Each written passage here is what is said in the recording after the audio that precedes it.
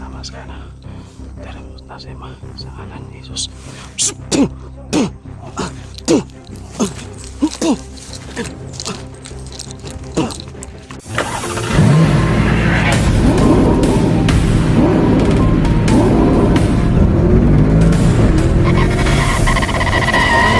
far away from home.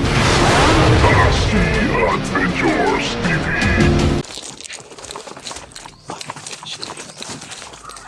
Wala ka guys, kung kapul.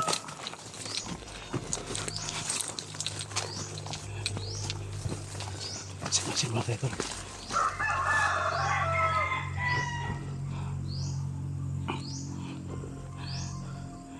May napansin kasi ako sa tumakbo ako tol galing bahay. At dinaanan ko si Boy, pinasunod ko dito. Susunod na yun, nagano pa, nagbibihis pa.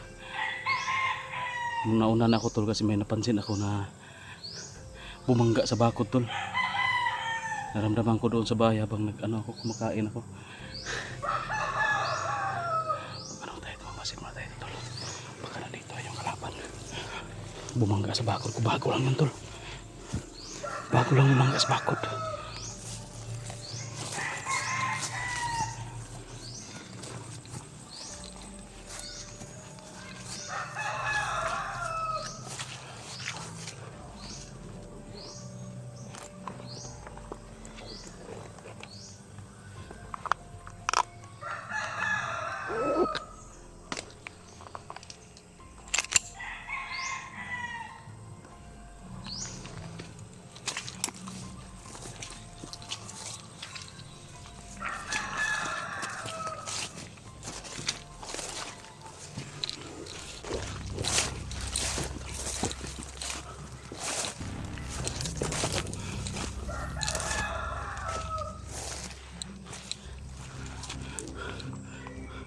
Hingaw man tol. Tahimik man. Tigka may sino kaya yung bumangga tol. Baka yung punso hunter yun. Nagmamadali kasi ako tol, baka mapasok yung bakod ng kubo tol. Baka, uy, ayun ayun. May tao tol.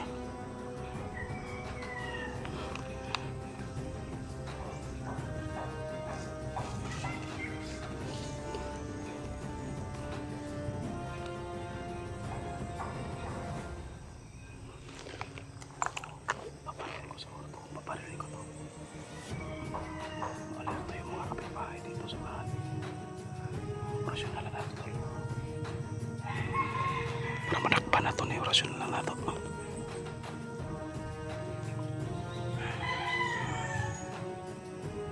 Bandido mo guro ni. Dili ni Ponso Hunter, bandido guro ni. Nangihiring ni tol. Nagmamasin to sa kubo yun. Hindi siya makapasok.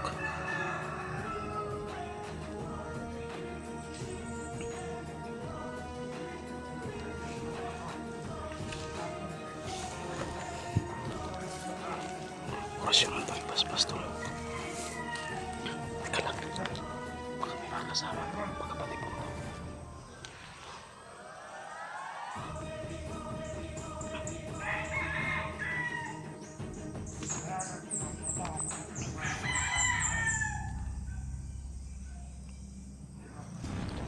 Sama sekali, kau terus sama.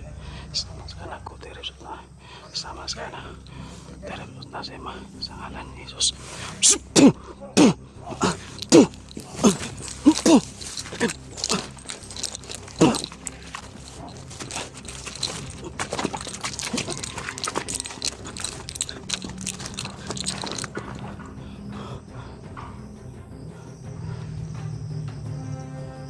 Wala tol. Kamay.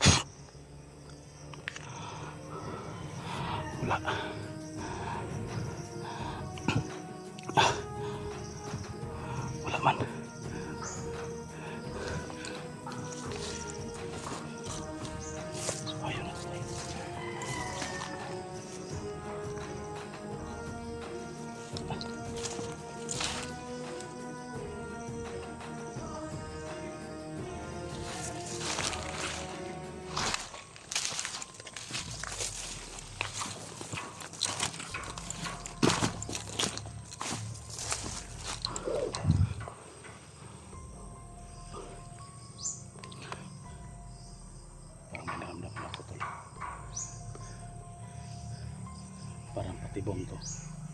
Ano, may mga motor sa taas. Ambo siguro to. Bitag to patibong to. Hindi na natin hahabulin, atras muna tayo. Doon lang tayo sa kubo, magmasid. Hindi na natin habulin to, baka may mga kasamahan pa yung marami. Delikado. Pero hindi pa rin siya nakapasok sa ano natin, sa bakod natin, kasi pa ano siya, ikot-ikot lang siya doon sa loob ng kubo, ay sa galpas ng kubo.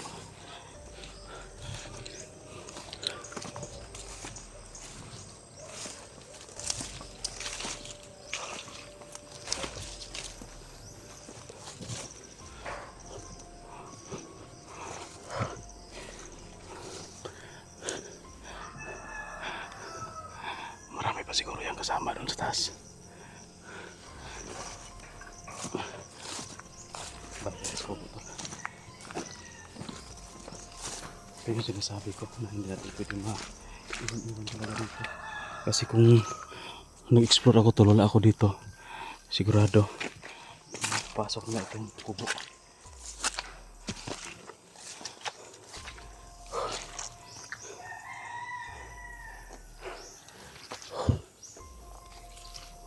Kamay.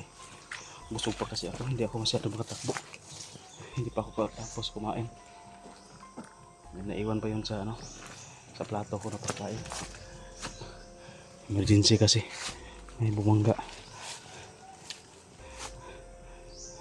Sa tingin ko tol, ano yun, try niya siguro yun na masira yung bakod.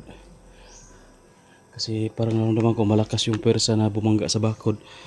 Sa tingin ko talaga ano yun, gitry niya na orasyonan, buwagin yung bakod natin dito.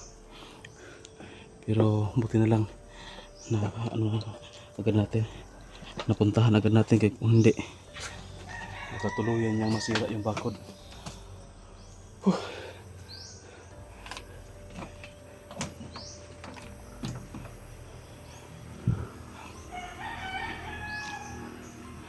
Baka babalik yun, magdala ng maraming kasama. Asa na ba si Boy? Hindi pa dumating si Boy.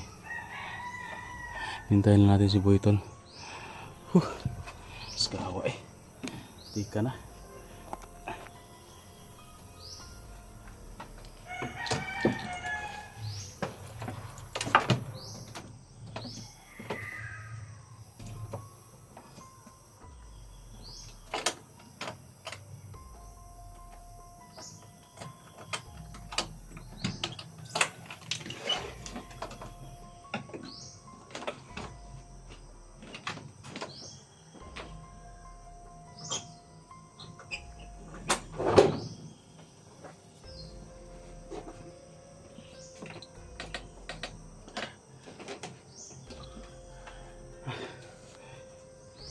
Na.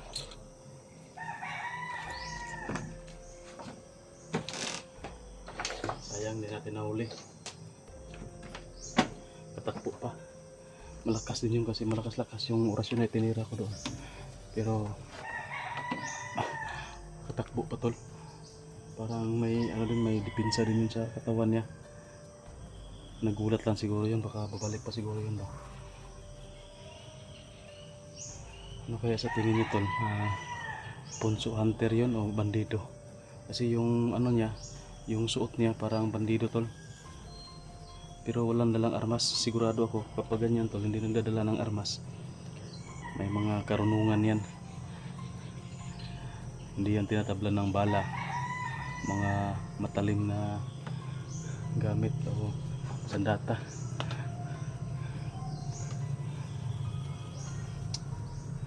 Yung ano natin dito, hindi pa rin dapat tahimik tol. Hindi pa rin tumahimik yung kubo, may nagmamasid pa rin ako. Mamaya siguro tol, tawagin natin si kaibigang Lipaos at itanong natin sa kanya kung ano yung baka malaman niya tol kung sino yung pumasok dito, no? Yan. Okay.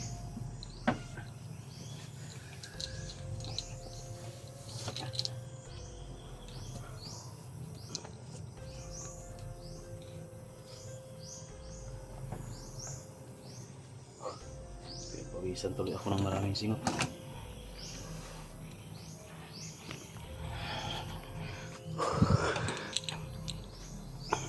Hintayin lang natin si Iboy tol, babalik yun dito. Pabalik pupunta yun dito. Medyo matagalan din kasi may ginagawa pa yun. Nagsaing pa.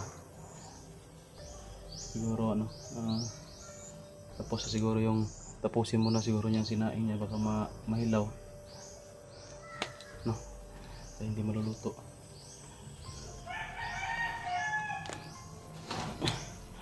Nagdala na talaga ako ng baril kasi akala ko ano, marami yung kalaban natin. Kung babarilin ko naman yun tol,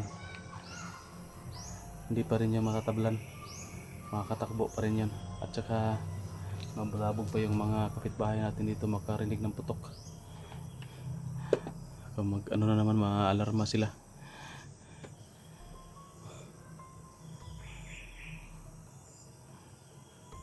Kaya nga kayo saglit. So sumaya try natin na tawagin si Harley Paus. Grabe, medyo kasi tayo matagal na tayong hindi nakaakyat ng bundok. Hindi hingal na tayo kahit konting takbuhan lang, putik kamay. Siguro tayo exercise.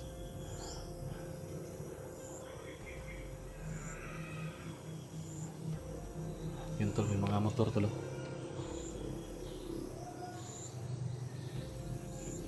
Baka yan siguro yung sinasakyan nila.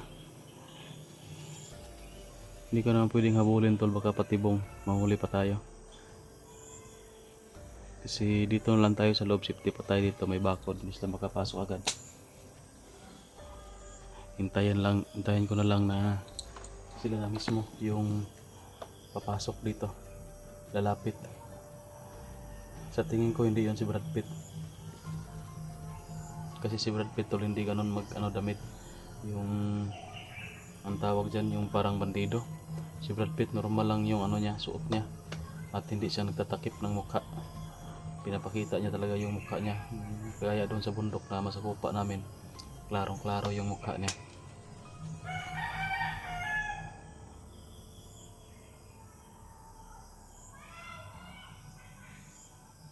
Buti na lang na natin tol, baka kung nasa exploration tayo walang nakabantay dito, nasira na tong bakod. Kasi parang may siya, nagpa libot-libot siya ba, umiikot-ikot dito sa paligid. Siguro baka hinahanap yung tinanim ko na inilibing ko dito na pang dipinsa sa bakod. Hindi nila makikita yan kasi medyo malalim yung nilibingan natin doon. Saka hindi ko pinapakita sa video para hindi lang makita. Na yun, may damo na. Kaya nga tol, hindi ko dito, hindi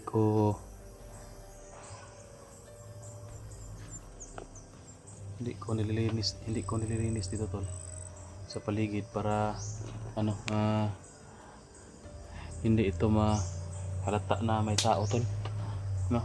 Kasi kung ganito yan, madamo, so ibig sabihin na wala nang nakatira.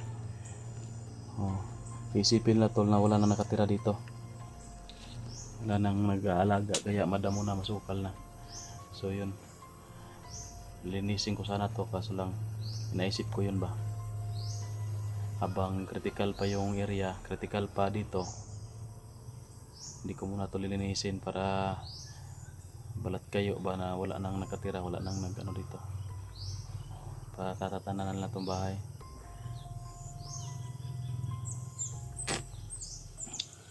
Mamaya tanongin natin si Harley Paus tol kung sino yon, at yun ba ang punso hunter o isa yung bandido. Yun tol, hintayin natin na paparating na si Boy tol. Grabe.